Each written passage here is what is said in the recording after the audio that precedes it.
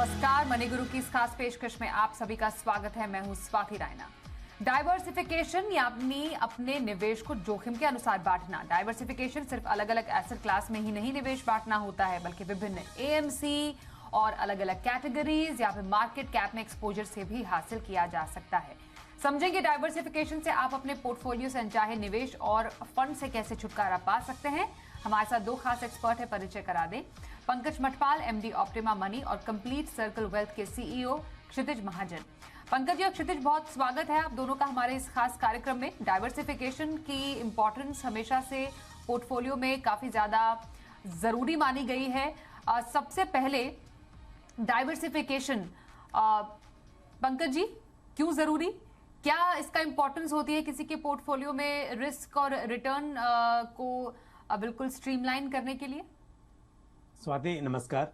देखिए, जब हम इन्वेस्टमेंट करते हैं तो उस पर रिटर्न मिलना चाहिए, ये तो बिल्कुल जरूरी है ही।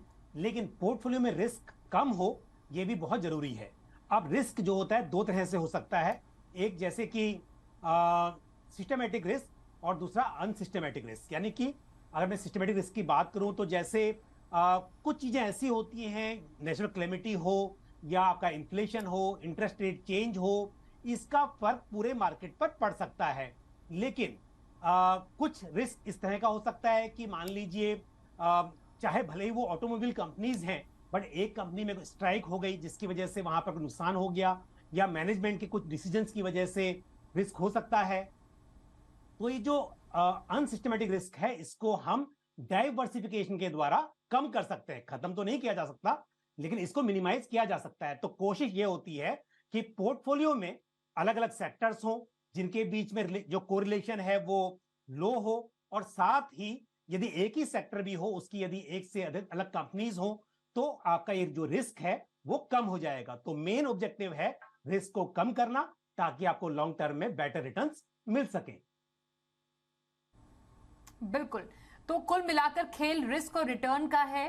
अलग अलग एसेट क्लास का जो रिस्क और रिटर्न का पैमाना होता है वो अलग होता है, और डाइवर्सिफिकेशन को सिर्फ हम एक एंगल से नहीं देख सकते। क्षितिज, डाइवर्सिफिकेशन सिर्फ एसेट क्लास में डाइवर्सिफाई करना नहीं होता है। हम ब्रॉडली एसेट क्लास डाइवर्सिफिकेशन की बात करते हैं, पर इसको बहुत ही बारीकी से समझना जरूरी है। इसकी बहुत सारी परतें, बहुत सारे लेयर्स होते हैं। मैं आपसे समझूंगी दो तीन या जितने भी तरीके हैं जिसमें अलग अलग लेवल्स पर डाइवर्सिफिकेशन जरूरी होता है। एसेट क्लास तो हो गया ही, जिसमें डेट है, इक्विटी है, आपका रियल एस्टेट है, आपका कमोडिटी है, उसमें तो है ही। लेकिन विद इन आपके पोर्टफोलियो भी कई ऐसे फैक्टर्स हैं जो कि डाइवर्सिफाइड होने जरूरी है। वो कौन से हैं? धन्यवाद स्वाति। एंड जैसे पंकज जी ने बोला, मैं ये बताना चाहूंगा, जैसे आपने पहले ही बता दिया है कि दैट जो पोर्टफोलियो लेवल पे जब आप डाइवर्सिफाई करते हो तो एक तो एसेट क्लासेस हो गए आपके। देखिए, first of all and result of ये डाइवर्सिफिकेशन, जो भी लोग ये कार्यक्रम देख रहे हैं, इसके इसके इसके दो एंड रिजल्ट हैं जो हम चाहते हैं हमेशा। एक तो आपकी रिस्क एडजस्टेड रिटर्न और स्लीप जो आपकी मिलनी चाहिए, इन टर्म्स ऑफ कि आपको स्लीप डिप्राइव नहीं होगी कल सुबह उठ के मार्केट में क्या होने वाला है या कहाँ आपने पैसा लगा रखा है वो सेफ होगा कि नहीं होगा। और दूसरा बेटर रिटर्न। सो डाइवर्सिफिकेशन एक तो है रिस्क एडजस्टेड रिटर्न और बेटर रिटर्न, दोनों चीजों के लिए जरूरी है। क्योंकि जहां कोरिलेशन नहीं होता, मान लीजिए जैसे आपने बोला कभी ग्लोबली क्राइसिस आ रखा है, ग्लोबल फाइनेंशियल क्राइसिस आया या फिर कोविड आया, तो उस समय गोल्ड आपको ऊपर गया, इक्विटी अच्छा नहीं कर रहा था, फिक्स्ड इनकम इंडिया में अच्छा नहीं कर रहा था, तो गोल्ड अच्छा कर रहा था, तो आप डाइवर्सिफाई करने लगे अपने आप को। सो एक तो एसेट क्लासेस हो गए, दूसरा with in those asset classes, मान लीजिए equity, fixed income, real estate, gold या लिक्विड जो है, जो भी हम एसेट क्लासेस की बात कर रहे हैं पांच यहाँ पे, उसमें आप फर्दर डाइवर्सिफाई कर रहे हैं। एग्जाम्पल के तौर पे आप इक्विटी लेते हैं स्वाति। इक्विटी में आपने क्या किया, आपने एक लार्ज कैप फंड ले लिया, आपने एक मल्टी कैप चाहे फोकस स्ट्रेटजी का या फ्लेक्सी कैप फंड ले लिया, साथ में एक large and mid cap category fund ले लिया, या आपका रिस्क एपेटाइट अच्छा तो आपने एक सेक्टोरल बेट ले लिया, चाहे वो बैंकिंग लिया या आईटी लिया, जो आज की डेट में अच्छा आईटी नहीं कर रहा है बट आने वाले टाइम में अच्छा करेगा। तो आपने फर्दर पोर्टफोलियो में 4 या 5 फंड्स ले लिए। देखिए स्वाति, स्टडीज हैं ये, जो अनसिस्टमैटिक रिस्क की बात पंकज ने करी है। आप अगर 2022 स्टॉक्स में इन्वेस्ट करते हैं, इस समय मैं थोड़ा सा ध्यान लेके जा रहा हूँ बिकॉज स्टॉक्स की तरफ, बिकॉज इक्विटी म्यूचुअल फंड में भी अंडरलाइन स्टॉक्स में इन्वेस्टमेंट होती है, और जो लोग म्यूचुअल फंड में इन्वेस्ट कर रहे हैं उन्हें समझना ये जरूरी है कि दैट नीचे जो इन्वेस्ट कर रहे हैं वो बिजनेसेस ही हैं। जब आप 20-22 स्टॉक्स में इन्वेस्ट करते हैं तो 90% ऑफ योर जो आपका अनसिस्टमैटिक रिस्क है, या 25 स्टॉक में इन्वेस्ट कर रहे हैं, वो टेकन केयर है मोर और लेस आपका। क्योंकि उसमें क्या होता है, आप ही की बात को आगे लेके जाऊंगा कि आप डिफरेंट सेक्टर्स में इन्वेस्ट कर रहे हैं, आप डिफरेंट बिजनेसेस में इन्वेस्ट कर रहे हैं, आप नॉन कोरिलेटेड बिजनेस में इन्वेस्ट कर रहे हैं। जैसे एफएमसीजी सेक्टर था, इररिस्पेक्टिव ऑफ कोविड आया नहीं आया, आपका वो जो एक रूटीन है, खाने पीने की चीजें हैं, फास्ट मूविंग कंज्यूमेबल गुड्स हैं, वो चलते रहेंगे आपके। सो आप डाइवर्सिफाई करते हैं 4-5 म्यूचुअल फंड लेके, और जहां पे आप ओवरऑल पोर्टफोलियो में आप अंडरलाइन स्टॉक्स इनके आते हैं। तो एक तो इक्विटी में आपका ये हो गया, डाइवर्सिफिकेशन हो गया। फिक्स इनकम में आप क्या करते हैं, depending on maturity of your paper, आप मान लीजिए कुछ पैसा आपका 3 साल का है, कुछ 5 साल का है, कुछ 1 साल का है, तो आप डाइवर्सिफाई करते हैं उसी तरह के इंस्ट्रूमेंट में इन्वेस्ट करके। 1 साल का पैसा आपने किसी आर्बिट्राज फंड या अल्ट्रा शॉर्ट टर्म फंड में लगा दिया, 3 साल का पैसा आपने 2.5 से 3 साल के मॉडिफाइड ड्यूरेशन के किसी फंड में लगा दिया, 4 से 5 साल का पैसा आपने एक एसडीएल या पीएसयू बॉन्ड फंड में लगा दिया, तो आपने वहां पे डाइवर्सिफाई किया। सिमिलरली रियल एस्टेट में आपको रेंटल यील्ड बेटर चाहिए, तो आप क्या करते हैं, आप कमर्शियल प्रॉपर्टी लेते हैं, क्योंकि वहां पे 6-7-8% यील्ड मिल सकती है। और जहां आपको रेंटल यील्ड आप 2-3% या फिर अपनी फ्यूचर में उस प्रॉपर्टी में रहना खुद पसंद करना चाहते हैं, राइट नाउ आप सिर्फ बाय करना चाहते हैं, वहां पे आपने एक रेजिडेंशियल प्रॉपर्टी ले ली। तो हर प्रॉपर एसेट क्लास में भी फर्दर डाइवर्सिफिकेशन जरूरी है करना। बोला कि एसेट एलोकेशन, जैसा मैंने शुरुआत में बोला कि broadly with in asset class है, लेकिन उस एसेट क्लास के अंदर के भी प्रोडक्ट्स हैं जिसमें सही डाइवर्सिफिकेशन बहुत ज़रूरी है। पर एक यहाँ पर जिक्र करना बेहद ज़रूरी है, क्योंकि कई बार हमें लगता है कि हमने डाइवर्सिफाई किया है अपना पोर्टफोलियो, पर होता ये है पंकज जी कि हम डाइवर्सिफाई की जगह ओवर डाइवर्सिफाई कर लेते हैं। कई लोग सही से शायद इसका मतलब नहीं समझ पाते। उनको लगता है कि डाइवर्सिफिकेशन मतलब जितना ज्यादा से ज्यादा हो सके उसको समेट लो। जैसा कि हमारे सामने ही कितने सारे एग्जाम्पल्स हैं, हमारे पास बहुत सारे निवेशकों के सवाल आते हैं, उन्होंने जितना मुमकिन हो उतने तमाम मार्केट कैप में या कितने सारे फंड में निवेश करके रखा है सोच समझ कर कि शायद उन्होंने डाइवर्सिफाई किया है। तो कहने का मतलब यह है कि ओवर डाइवर्सिफिकेशन कब हो जाता है, मतलब डाइवर्सिफिकेशन और ओवर डाइवर्सिफिकेशन का फर्क कैसे मालूम करें? बिल्कुल स्वाति, देखिए जैसा आपने पहले ही कहा और क्षितिज ने भी बहुत डिटेल में एक्सप्लेन किया कि पहले एसेट एलोकेशन जरूरी है, यानी कि डिफरेंट एसेट क्लास के बीच में हम कई बार देखते हैं कि इक्विटी मार्केट में परफॉर्मेंस बहुत अच्छी नहीं होती है, बट उस वक्त पर गोल्ड बेटर परफॉर्म कर रहा होता है, या फिर उस वक्त पर आपके डेट, चाहे वो म्यूचुअल फंड्स हो डेट ओरिएंटेड या फिर बॉन्ड्स हो, उनके रिटर्न्स बेटर दिखाई दे रहे होते हैं, तो हम एसेट क्लास में अपने पोर्टफोलियो को डाइवर्सिफाई करते हैं। लेकिन यहां पर अगर हम बात करें with in asset class equity shares की, तो होता यह है कि कोशिश ये रहती है कि आप डिफरेंट सेक्टर्स, क्योंकि सभी सेक्टर्स हर समय पर एक जैसा परफॉर्म नहीं करते हैं, और कई सेक्टर्स ऐसे भी हैं जिनके बीच में लो कोरिलेशन होता है, यानी कि यदि एक चीज में महंगाई में प्रॉफिट बढ़ता है तो उससे संबंधित जो दूसरी चीज होती है, मान लीजिए आप कह लीजिए कि मेटल और ऑटोमोबाइल, अगर मेटल का प्राइस बढ़ेगा वहां पर, तो उसकी वजह से जो ऑटोमोबाइल इंडस्ट्री है वहां पर प्रॉफिट कम होगा। तो इसका मतलब हो गया कि दो सेक्टर्स के बीच में जो कोरिलेशन है वो पुअर है। और यदि आपके पोर्टफोलियो में दोनों होंगे तो उससे यह होगा कि यदि एक जगह पर आपका प्रॉफिट नहीं दिखाई दे रहा है तो दूसरी जगह पर प्रॉफिट ज्यादा होगा। तो इस वजह से हम डाइवर्सिफाई करते हैं with in the asset class, between the sectors, between market cap, यानी कि कई बार ऐसा भी होता है कि स्मॉल कैप और लार्ज कैप के बीच में अलग अलग तरह की परफॉर्मेंस दिखाई देती है। लेकिन जब हम डाइवर्सिफाई करते हैं वो तो सही है, लेकिन स्टडीज कहती हैं कि आपके पास यदि 20 स्टॉक्स हैं तो विद इन 20 स्टॉक्स जो डाइवर्सिफिकेशन होगा उसका जो फायदा मिलेगा, उसके बाद यदि आप 21 स्टॉक भी ऐड करते हैं तो उतना ज्यादा इसका फायदा नहीं मिलने वाला है। तो इसका मतलब जब हम म्यूचुअल फंड में इन्वेस्टमेंट करते हैं तो हम देखते हैं कि एक ही म्यूचुअल फंड में 20 नहीं बल्कि 30, 40, 50 स्टॉक्स होते हैं अंडरलाइंग पोर्टफोलियो में। तो इसका मतलब यह हुआ कि आप यदि बहुत सारे म्यूचुअल फंड स्कीम्स में इन्वेस्टमेंट कर रहे हैं तो वहां पर आपको डाइवर्सिफिकेशन का फायदा तो मिल नहीं रहा है, क्योंकि वो तो आपके थोड़े से फंड में मिल सकता है। यानी कि आपने यदि एक मल्टी कैप फंड ले लिया या एक फ्लेक्सी कैप फंड ले लिया तो वहां पर भी काफी डाइवर्सिफिकेशन मिल जाता है। फिर भी यदि इन्वेस्टर चाहे तो एक लार्ज कैप, एक मिड कैप और एक स्मॉल कैप, 3 तरह के आपने मार्केट कैप वाले म्यूचुअल फंड ले लिए तो उसमें आपको विद इन द सेक्टर्स भी मिल जाएगा और प्लस मार्केट कैप के हिसाब से भी आपको यहां पर डाइवर्सिफिकेशन मिल जाएगा। जब आप इस तरह से कई फंड्स ले लेते हैं, कुछ एक से ज्यादा मल्टी कैप, एक से ज्यादा फ्लेक्सी कैप, एक से ज्यादा स्मॉल कैप, तो यहां पर क्या होता है कि आपके पोर्टफोलियो में बहुत ज्यादा स्टॉक्स हो जाते हैं। तो जो मकसद होता है डाइवर्सिफिकेशन का कि पूरे मार्केट में से आप कुछ सिलेक्टेड स्टॉक्स बाय करें ताकि आप बेंचमार्क को बीट कर सकें। बट यदि आप पूरा ही मार्केट बाय कर लेंगे तो फिर आपके रिटर्न्स मार्केट से बेहतर कैसे हो सकते हैं? तो एक तो रिटर्न्स में फर्क पड़ेगा और दूसरा जो मकसद है रिस्क को कम करने का वो भी यहां पर डाइल्यूट हो जाएगा। तो इसके लिए डाइवर्सिफिकेशन जरूरी है, लेकिन ओवर डाइवर्सिफिकेशन या एक ही तरह के सेक्टर्स में बहुत सारे स्टॉक, एक ही तरह के मार्केट कैप में बहुत सारे स्टॉक्स पोर्टफोलियो में होना ये शायद फायदेमंद नहीं होगा, बट इसका नुकसान ज्यादा हो सकता है।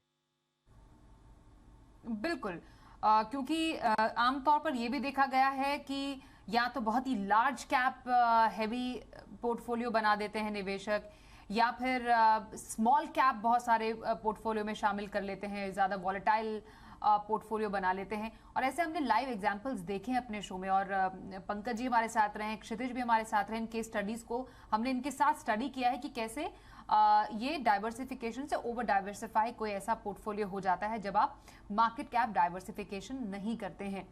क्षितिज, स्पेशली विद इन इक्विटी, आपने बोला कि हर एक एसेट क्लास में अपना एक अलग डाइवर्सिफिकेशन इज वेरी इंपॉर्टेंट।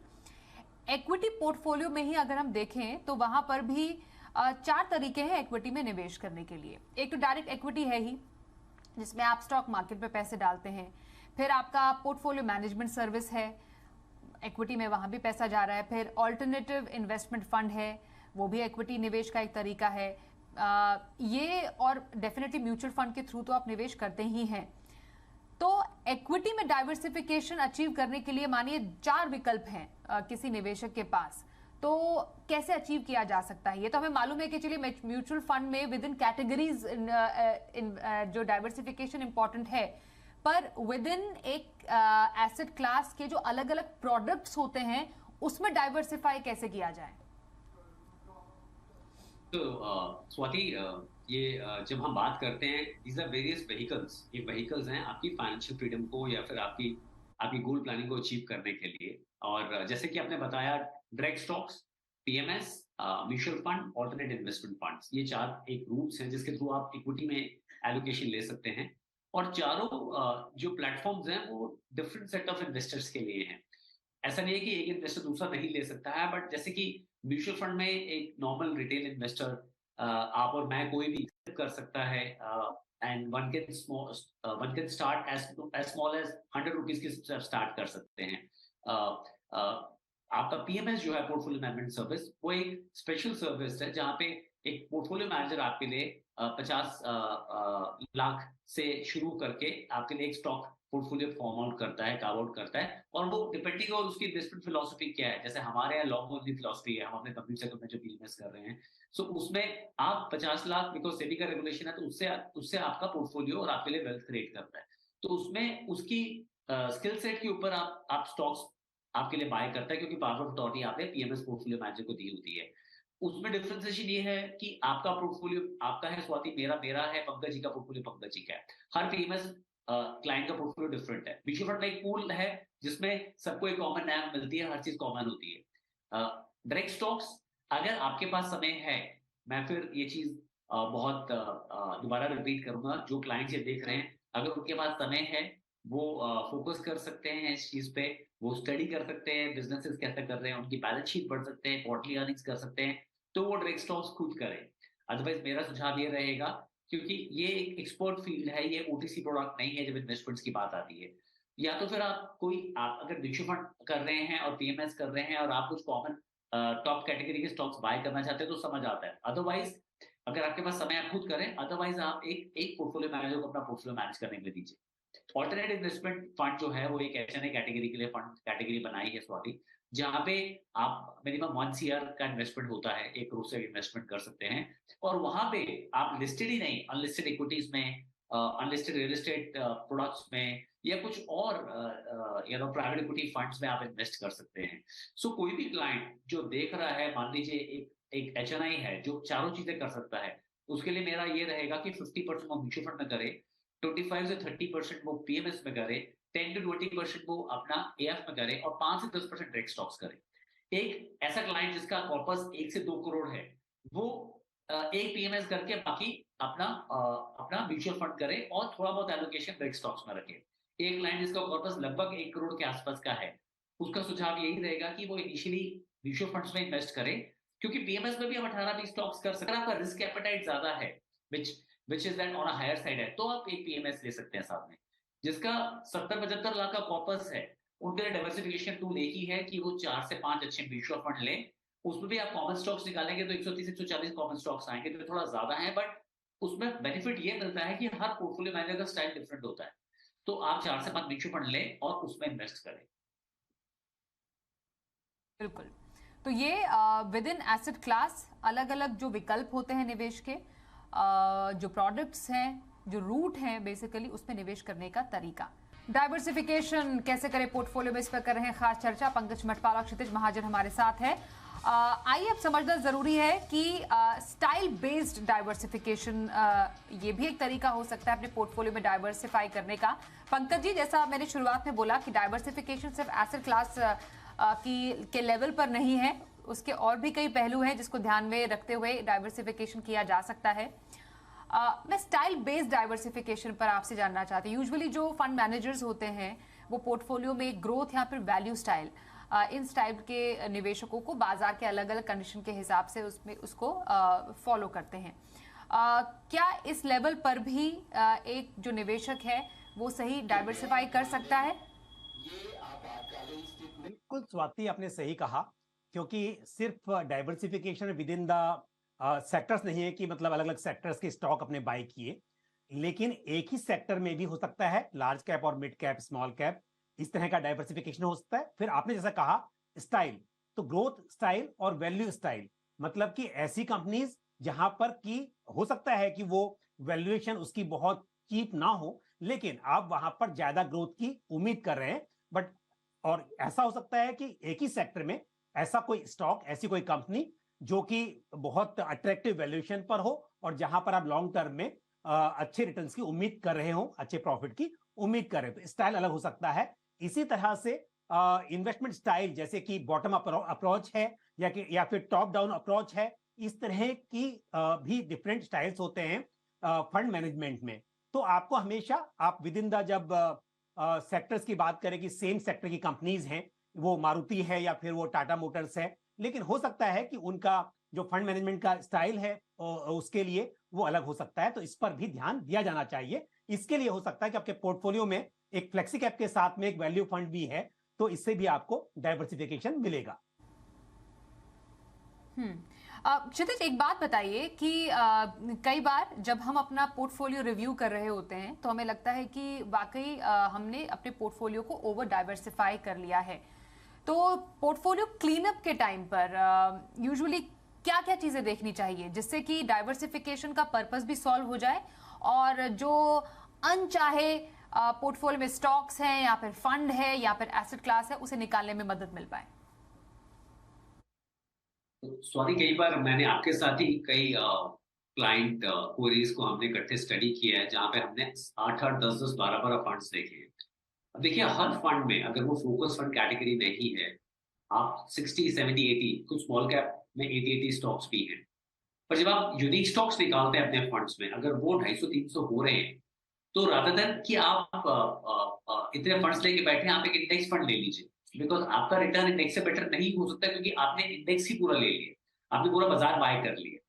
सो हमें एक चीज का ध्यान रखना है, कॉम्प्लीमेंट्री स्टॉक्स होने चाहिए पोर्टफोलियोज में। सो अगर आपके पास 2 ग्रोथ स्ट्रेटजी के फंड्स हैं, लार्ज कैप फंड में ज्यादातर लोगों को इसलिए सजेस्ट नहीं करता हूं क्योंकि जो नए इन्वेस्टर्स है वो लार्ज कैप फंड लें, अदरवाइज आप निफ्टी 50 ले लीजिए और साथ में एक मल्टी कैप, दो फोकस फंड ले लीजिए और साथ में एक मिड कैप या लार्ज मिड कैप कैटेगरी का फंड लीजिए। बिकॉज उसमें क्या होता है, आप अगर ओवरऑल स्टॉक पोर्टफोलियो निकालते हैं तो आपको कोई 100-110 यूनिक स्टॉक्स मिलते हैं, जहां पे कॉमन स्टॉक्स हो सकते हैं पर यूनिक आपको उतने मिलते हैं।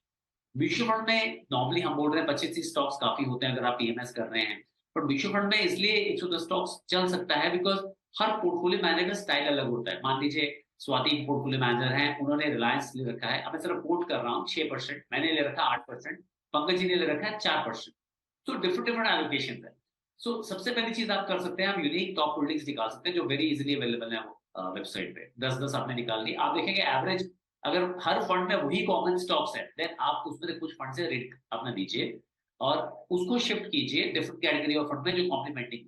किसी का अगर बैंकिंग में सेक्टर में वेटेज ज्यादा है आज की डेट में, तो उसको कॉम्प्लीमेंट करता हुआ जो आज की डेट में सेक्टर, मान लीजिए अगर आप इंडस्ट्रियल्स बेटर लग रहे हैं आपको, तो इंडस्ट्रियल सेक्टर को ले लीजिए। सो इसलिए वैल्यू को ऐड करना ग्रोथ स्ट्रेटजी पोर्टफोलियो में जरूरी है, बिकॉज अदरवाइज क्या होगा कि आपके पास वो कॉमनिटीज बढ़ जाएंगी। सो आपका रिटर्न इंडेक्स से बेटर नहीं हो पाएगा, फिर इंडेक्स की तरह आपको 12-13% ही रिटर्न आएगा।